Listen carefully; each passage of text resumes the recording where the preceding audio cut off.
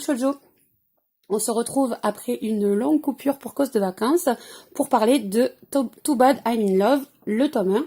Alors le tome 3 sort actuellement en librairie, je sais, et donc ça va être l'occasion pour moi de vous parler du tome 1 en particulier et peut-être éventuellement de vous donner envie de découvrir cette série.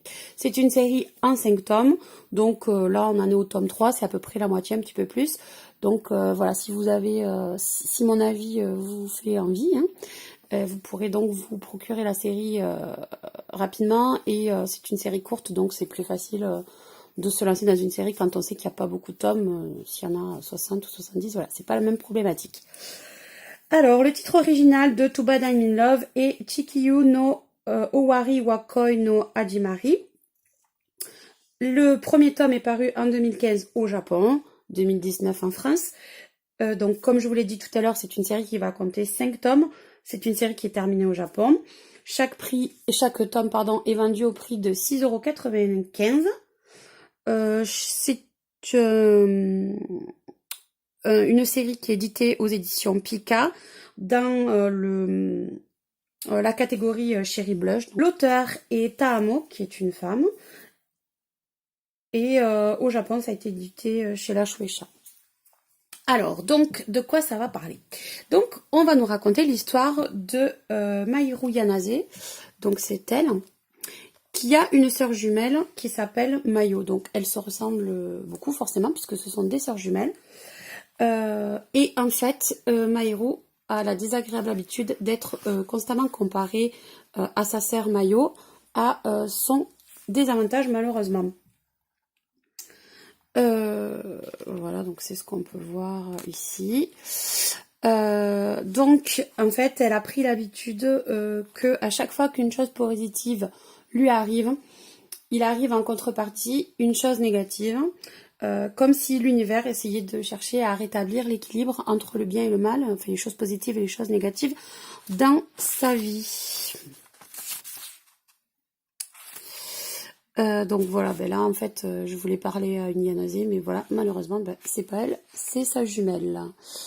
Et ensuite hop là on la voit, elle se retrouve avec sa jupe coincée, je crois que c'est dans la porte du métro, voilà. Donc elle arrive à attraper son métro à l'heure le jour de, je crois que c'est le jour de la rentrée, et dommage, sa jupe se coince dans la porte du métro. Donc voilà, chose positive, le train arrive à l'heure, elle arrive à attraper le train. Chose négative, sa jupe se retrouve coincée. Donc du coup, elle essaie de se protéger du mauvais sort, comme vous pouvez le voir avec les talismans, mais aussi elle essaie d'éviter toute source de bonheur trop intense, parce que forcément dans sa tête, il y aura forcément une contrepartie et donc un grand malheur à payer pour ce grand bonheur. Et du coup, la pauvre, elle va se retrouver dans une situation assez compliquée lorsque le plus beau garçon du lycée, donc qui est Aoi Satomi, qu'on voit ici, va lui faire une déclaration. Voilà, donc on voit encore une fois, là c'était pour vous montrer que à chaque fois qu'il y a une chose positive, il y a une chose négative. Et donc là, voilà, on arrive à la déclaration qui se fait assez rapidement, hein, au bout de un quart du tome. Donc, cette pauvre Mahiru, voilà, elle va se trouver dans une situation assez complexe, puisque d'un côté, elle est assez flattée que ce garçon s'intéresse à elle et pas à sa sœur pour une fois. Et d'un autre côté, elle a toujours peur d'un retournement de situation cosmique qui va faire qu'elle va devoir payer pour ce bonheur-là. Alors, le dessin, il est plutôt pas mal. Vous avez pu le voir là lorsque je vous ai feuilleté le tome. C'est assez doux, innocent. Voilà, c'est du Cherry Blush, ça s'adresse à tout public, donc j'ai envie de dire, voilà. Les personnages, ils ont des grands yeux, ils sont mignons. On pourrait, moi personnellement, ce que je trouve un petit peu dommage, c'est un léger manque de régularité au niveau des traits des personnages masculins. Vous avez peut-être pu le voir sur, quand je vous ai montré, ah oui, il est, moi je trouve qu'il est pas Voilà, des fois, il manque un peu de régularité au niveau des traits. Et il a pas vraiment... Alors, ça peut être un point positif aussi. Il a pas la tête du bichonen classique. Il est pas... je sais pas. Je trouve pas que physiquement, il soit hyper renversant. Après, voilà, au niveau personnalité et tout, il est chouette. Il n'y a pas, de problème à ce niveau-là. C'est au niveau du dessin où, bon, voilà. Alors, du coup, qu'est-ce qui m'a plu? Parce que oui, c'est une série qui m'a plu. En fait, je la connaissais déjà. Et du coup, dès que j'ai vu qu'elle était licenciée, que j'ai pu avoir les tomes, j'ai sauté sur l'occasion. Parce que c'est une série que je trouve très très bien. Déjà parce que je la trouve marrante. Et ben oui, parce que forcément, quand on a une héroïne qui est complètement décalée, qui est malchanceuse, et qui du coup est vachement pessimiste, parce que ça, pour elle, sa vie, c'est juste une suite de catastrophes, et voilà. Ben, déjà, ça change des héroïnes qui sont trop parfaites, auxquelles on peut difficilement s'identifier, parce que justement, elles sont parfaites. Elle est pas parfaite, la pauvre, il lui arrive pas mal de catastrophes. Et du coup, bah, elle fuit le plus beau garçon du lycée parce que pour éviter justement les catastrophes, ça aussi, c'est nouveau, c'est frais, c'est différent et du coup, c'est intéressant.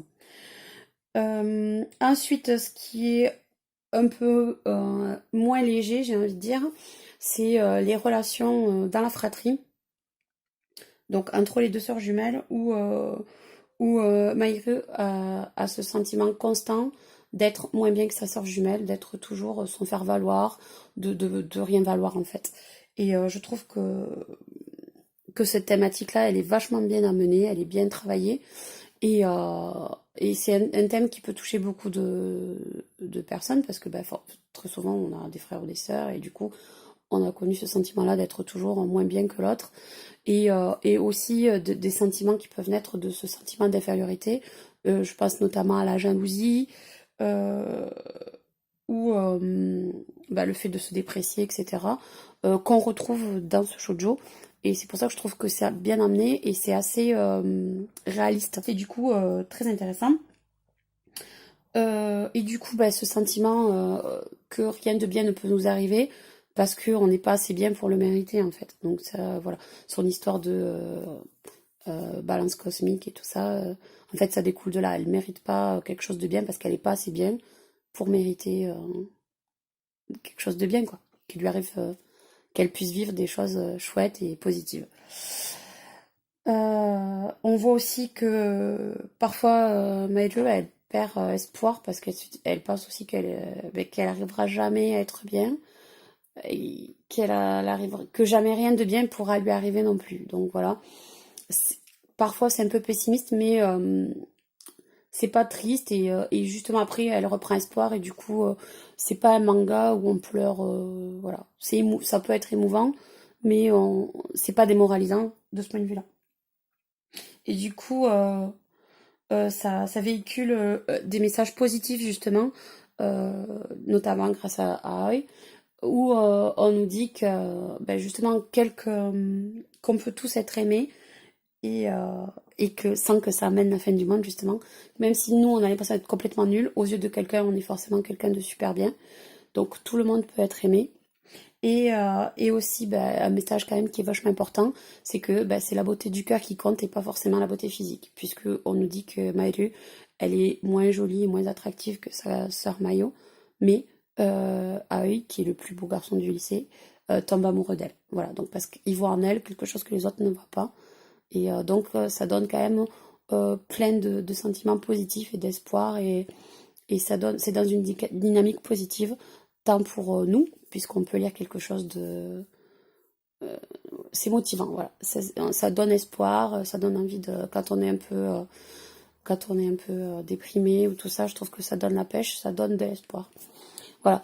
Donc c'était un manga, une série que je vous conseille à 200% encore une fois parce que elle est positive, elle donne envie d'avancer et voilà. Même si c'est ça aussi, voilà. Même si on a plein d'embûches dans notre vie, faut pas baisser les bras, faut continuer à se battre parce que au bout du compte, on mérite le bonheur. Et ça, je trouve que c'est un message super bien et essentiel dans la vie. Voilà, je m'arrête ici.